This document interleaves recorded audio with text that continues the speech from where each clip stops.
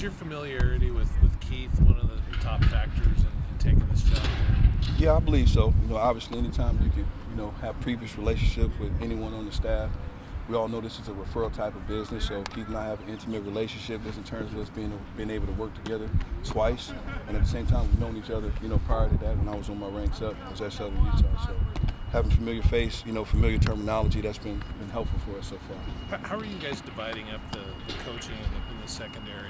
So part of me coming here was to coach the whole secondary. That gives Keith an opportunity to be more of an overseer over every position group. So, Keith's in our meetings at most times than not, and then sometimes he's able to step out, but I'm the one leading the instruction in the room. Skylar Thomas, I don't know how much you watched him on film before, from 2 seasons ago and then this spring. What do you, if he's able to cut loose, what do you feel like he adds to the defense? I'll be honest with you. Upon seeing him, I was just amazed at how big he was.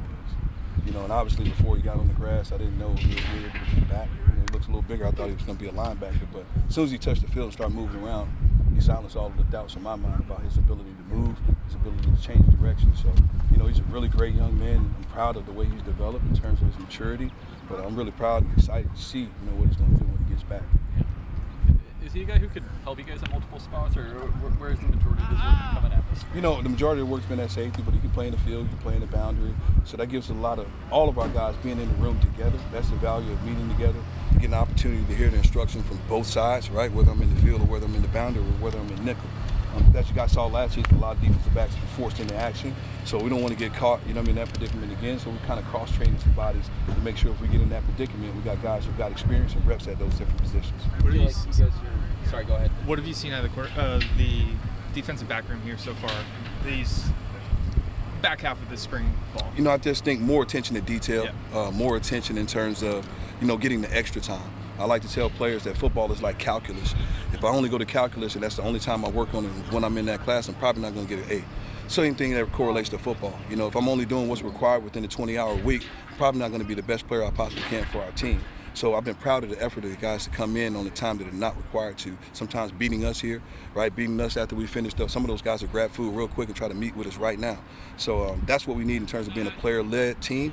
When we do that consistently, I think that'll give us great results on the back end. You guys feel like you're where you need to be looking at a spring showcase on Saturday? I think the work is never done. Right, I think this spring is the opportunity to get some new things on film, different guys gelling together. But I think when the spring ends, right, that's just the party just begins. Right, there's going to be a lot of development that happens, post spring. And us as coaches, I like to preach to the guys that, hey, look, player development is a two-way street, right? And your coaches are already ready for you. We're meeting you there. Just meet us halfway there so we can give you the tools that we have, right, to give you the tools to be successful. Looking back at the camp, this thing was a roller coaster in terms of players departing and trying to gel new pieces. Under your observations, was there any moment of vast improvement, or did it kind of just gradually ramp up? I think for me, I got here like 2 days before spring ball started. So for me, I was learning on the fly, and I was grateful to have men in the room, right, who played in this defense that helped me, right, help me get caught up in terms of the scheme, in terms of the communication, because Keith and I have been together before, so there was some correlation. But there's some nuances here in the defense that have been successful in the past. I want to make sure I didn't miss or I didn't change. We don't want to break anything that's not broken. You know what I mean? Excuse me, we don't want to fix anything that's not broken.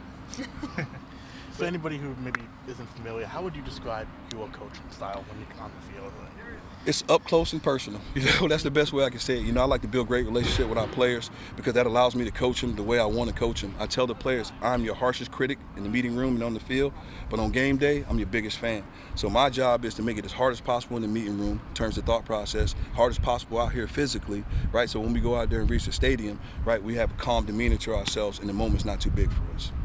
What was it like for some of the guys you said have been here and definitely helped you out, but did you see it difficult for them 2 days before spring ball having to sort of have this new situation, having you new come in? Did you see any difficulties with them? To be honest, the guys are very mature in the room. They handle it great. I think Coach Hayward kind of prepared them for the situation and what was going on. And I think just me coming in and meet them at the eye level and make sure I get an opportunity to meet with each guy individually, introduce myself to their parents, I think that kind of helps. I think when you make intentional effort, right? To meet guys, intentional effort to build relationship. I think that means a lot to the players. And I think that kind of helped the process as we went. And to be honest, they had no choice. 2 days before spring ball, we're rolling and we're going. But we're still doing that, right? I'm still building a relationship with a lot of the guys that are in the room, and that'll correlate when my wife gets here, right? And everybody gets to cook, right? And they get to come over to the house. So I'm excited for that part of it. But the guys handle it very well, to be honest. Looking back at all of spring ball now, how did Trent do, handling all this, getting guys to gel together, just head coaching in his first spring ball? I think knowing his reputation, not necessarily knowing him personally, it was good for me to get around him and kind of see the effect he has on the players. And he's not a man of many words, but, it's clear and obvious that the players love him and respect him. So I think that's where it starts at, the love and the respect for the head football coach. And I think it permeates to everything that he's trying to do, that the kids are playing for him, right? Not for themselves, right? We're going to play for the head coach and for each other. So I think I'm seeing that, as we continue to grow more than anything. And if we can get guys to play together and play for one another, right? Success is not guaranteed, but I like our chances.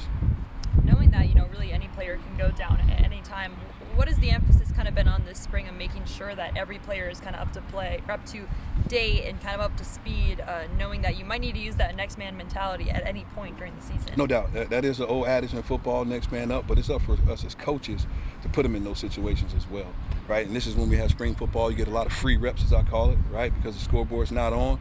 So having those opportunities to move guys around, maybe put a corner at nickel this particular play, hey, take one of our nickels, put them in the boundary safety. That way guys have a little bit of experience. But again, that goes back to us meeting together, right? And really having call and response in terms of how we teach in the meeting room, given guys an opportunity to answer those questions. Hey, what if you're at boundary safety here? Or what if you're at nickel?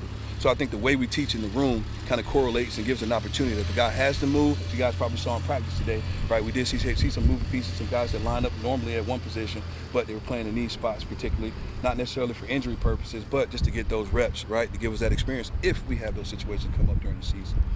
Is there anybody that you could kind of just throw out at any of the defensive back spots and feel comfortable with it? Well, I think it's a growing process. I think everybody in the room understands that we all got a place to grow, right? I got to grow as a coach, right? Getting more familiar with the scheme. The players got to continue to grow with their eye discipline and their individual techniques. But, anytime you got a guy that's played a bunch or been around a lot, J-Rob being a great presence in the room. We call him Uncle J-Rob, because he's been around here for a long time. The guy might be only a couple years younger than me. But it's good to have him out there, means a common presence. The guy that I've been particularly impressed with is Jack Conner. Right, he's been a great leader. I'm pretty sure you guys heard him on the sideline. He's been a very vocal leader in terms of getting us lined up, over-communicating to the rest of the defense. Having Skylar back has been great, in the safety room. But I'm particularly focused in on the competition at corner, right? Seeing Andre Jordan, compete, Kobe Singleton and Mason White. That's been an interesting combination right there, just to see those guys step up. Different guys have a different day as that competition pushes us into the summer. In terms of freshmen, man, very excited about Exodus Ayers. He's shown the ability to play football at this level, but he's got to continue to grow in terms of being consistent in his movement skills, being consistent in the technique. So there's some young talent in the room that we feel that comfortable about building. And for us, we just feel we're in a position that if we take care of the offseason properly, we got a chance to have some real good competitive depth, and that'll help us out going forward. With Ivy, what makes him a good fit for that boundary safety spot for a guy who hasn't played safety? With who, I'm sorry? Tyrese Ivy. I think Tyrese has great movement skills, as a corner. So anytime you have a guy that starts out at corner, that's really a more stressful position than it is at safety, right? When you move him in at safety, right, he's playing over slot twos, over tight ends, when he's used to playing potentially the fastest guy on the field. So I think his corner movements and translating him over, right, has done really well for him. Where he's got to continue to grow, it's a communication part. At corner, you're usually listening to the safeties, right? They're going to give you communication and tell you to line up. His growth has to go in the area of communication where he's the guy driving the bus, getting everybody aligned and making sure we're all on the same page.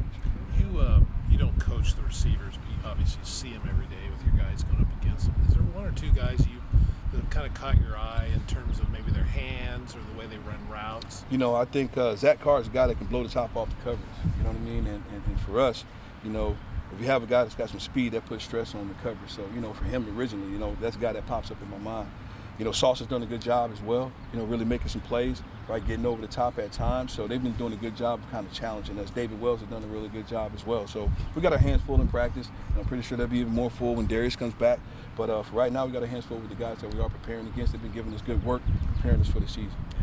What does the win on Saturday look like for you? Everybody healthy, right? We want to get aligned, we want to communicate, no blown coverages. Hey, some mistakes will be made. But at the end of the day, we want it to look like football, and at the end of the day, we want to leave with everybody that we came into the game with.